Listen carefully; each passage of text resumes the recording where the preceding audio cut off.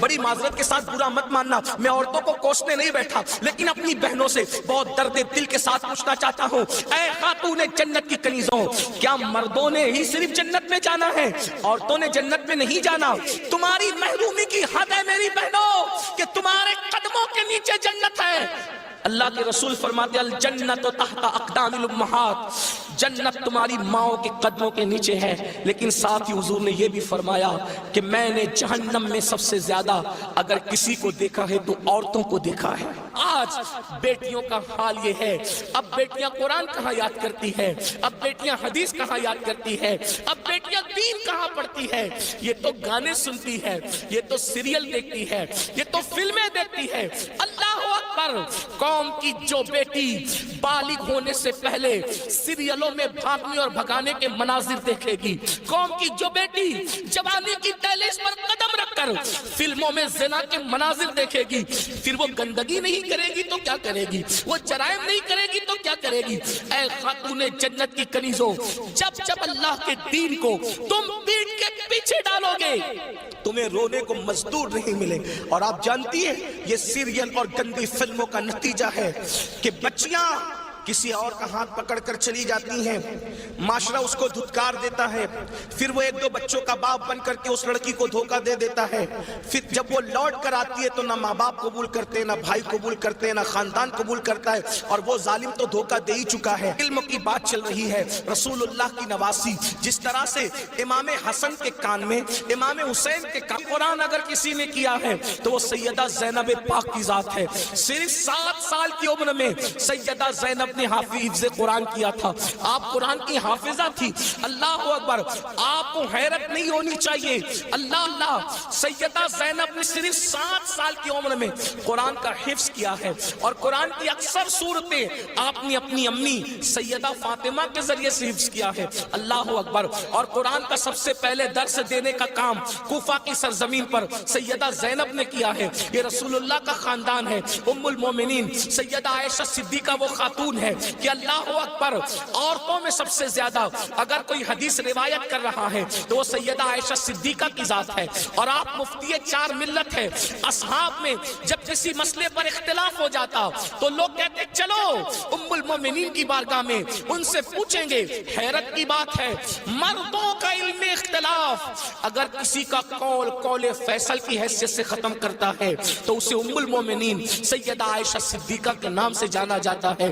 یہ علم ہے، یہ عورتوں کے پاس علم ہے۔ اسی طریقے سے اللہ اکبر، امام جعفر صادق کی بہو ہے، امام جعفر صادق کی بہو ہے، یعنی امام حسین کے خاندان کی بہو اور امام حسن کے خاندان کی بیٹی، ان کو دنیا نفیسۃ العلم کہتی ہے، اور ان کو نفیسہ مصری بھی کہا گیا ہے۔ یہ اپنے شوہر کے ساتھ مدینہ منورہ سے ہجرت کر کے مصر آ گئی تھی، اور جب مصر آئی ہے اور امام جعفر صادق کے علم کی خیرات جب بانٹنے کے لیے بیٹھی ہیں تو میری بہنوں آپ کو حیرت ہوگی، حضرت نفیسۃ العلم جسے نفیسہ مصری کہتے ہیں، جب پردے میں بیٹھ کر لوگوں کو قرآن و حدیث کا علم دیتی تو پردے کے پیچھے بیٹھ کر علم حاصل کرنے کے لیے مجتہد مطلق حضرت سیدنا امام شافعی جیسے لوگ آیا کرتے تھے اور ان سے علم حاصل کیا کرتے تھے۔ یعنی ہمارے یہاں اسلام میں عورتیں ایسی تھی کہ اتنے بڑے بڑے مرد جو ہے عورتوں کے پاس آ کر کے اسلام حاصل کرتے تھے،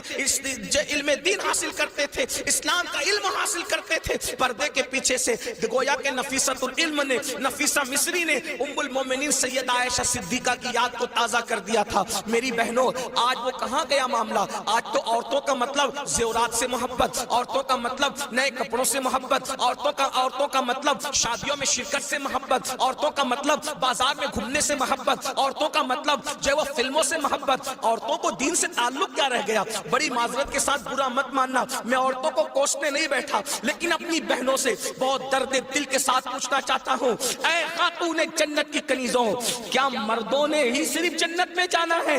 عورتوں نے جنت میں نہیں جانا؟ مجھے بتاؤ کیا کر رہی ہو اپنے دین کے لیے، کیا کر رہی ہو اپنے اسلام کے لیے؟ تمہاری محرومی کی حد ہے میری بہنوں کہ تمہارے قدموں کے نیچے جنت ہے۔ اللہ کے رسول فرماتے الجنت تحت اقدام الامہات، जन्नत तुम्हारी माओ के कदमों के नीचे है। लेकिन साथ ही हुजूर ने यह भी फरमाया कि मैंने जहन्नम में सबसे ज्यादा अगर किसी को देखा है तो औरतों को देखा है। मुझे बताओ, आज नमाज से कोसों दूरी, मजहब से कोसों दूरी, इसलिए जामियातुल मुस्तफा का क़याम इसलिए अमल में आया है ताकि भूले हुए सबक को याद दिलाया जा सके, भूले हुए सबक को याद दिलाया जा सके, बच्चियों को इल्म का जेवर दिया जा सके, बच्चियां इल्म हासिल करें, पुराना दौर दोहराएं, पुरानी तारीख याद दिलाएं। लोग कहते हैं तारीख अपने आप को दोहराती है। दुनिया आज कह रही है बेटी बचाओ बेटी पढ़ाओ। 1450 साल पीछे है दुनिया इस्लाम से। दुनिया आज कह रही है बेटी बचाओ बेटी पढ़ाओ। मेरे नबी ने 1450-1500 साल पहले बेटी बचाकर भी बता दिया और बेटी पढ़ाकर भी बता दिया। अल्लाह के रसूल ने बेटी बचाया तो ऐसे बचाया कि बेटियां उनके आने से पहले जिंदा दफन होती थी, मगर उनके आने के बाद बेटियों को दफन नहीं किया गया, बल्कि बेटियों को माथे का झूमर बनाया गया। अगर आज दुनिया में कोई भी मजहब का आदमी बेटी चूमता है तो ये सदका है मुस्तफ़ा जाने रहमत की आमद का, ये मिलाद मुस्तफ़ा सल्लल्लाहु अलैहि वसल्लम का सदका है।